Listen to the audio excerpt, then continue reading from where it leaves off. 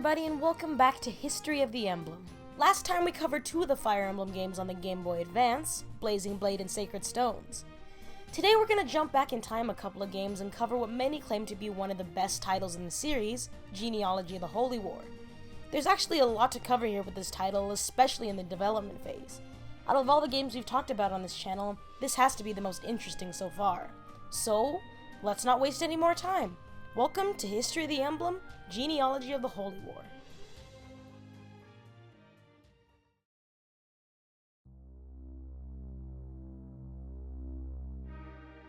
Let's set the stage here for a moment. It's 1994 and you're Shozo Kaga, father of the Fire Emblem series.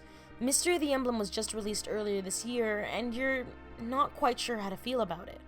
It was a good game, no doubt, but you're unhappy with both the art and how small the game feels. It's definitely time for something new. With a new artist in tow and a change of office, Kaga and Intelligent Systems began to work on Genealogy of the Holy War sometime in mid-1994.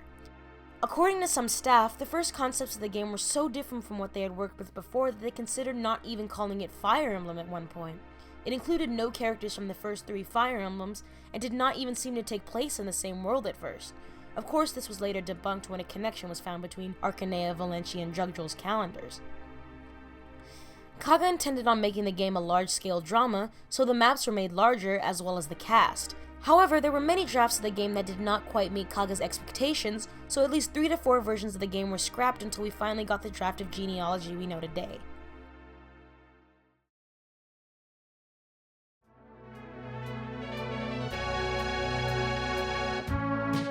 As Genealogy of the Holy War was not localized for an overseas audience, we're gonna have to look at fan translations. There are a couple of different fan translations, such as the one found on Serene's Forest, but the one we're going to focus on today, just for a little bit, is the Project Naga translation. Project Naga is a team headed by a guy named Book of Whole City that focuses on everything Jugdrill, from Genealogy to Thracia to Cipher. They've currently been working on their build of Genealogy for about 3 years now, and the latest build of the game was released in March of 2016. No updates have been made since.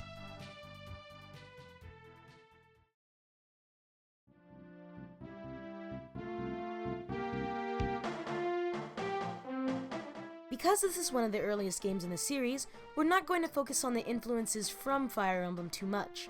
Of course, since it is a Fire Emblem game, it includes turn-based combat and grid-based play. There are a few archetypes presented in Genealogy, which are Fire Emblem stereotypes that appear throughout the series, whether they be character-based or stat-based. The ones presented in Genealogy are as follows: the Cain and Abel archetype with Alec and Nash, the Camus archetype with Eldigan, and the Garnif archetype with Manfrey.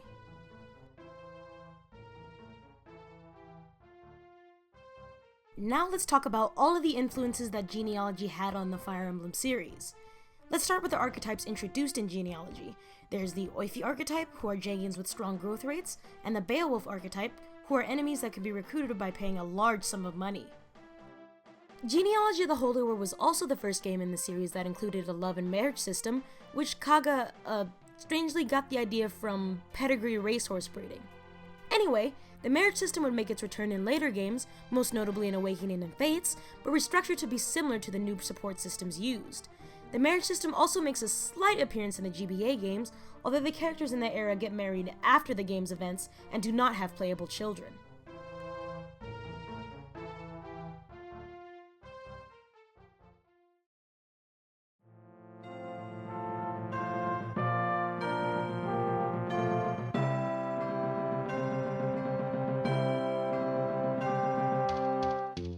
While it was never localized for an overseas audience, Genealogy of the Holy War is still a great game that deserves to make it outside of Japan.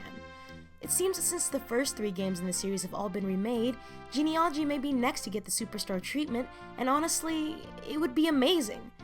Kaga intended for this game to be a large-scale drama, and if we look at how Intelligent Systems treated Gaiden, there's a huge chance that we may get exactly what Kaga dreamed. I know the producers said that they like to do Binding Blade first, but honestly, I think this game deserves it a little more.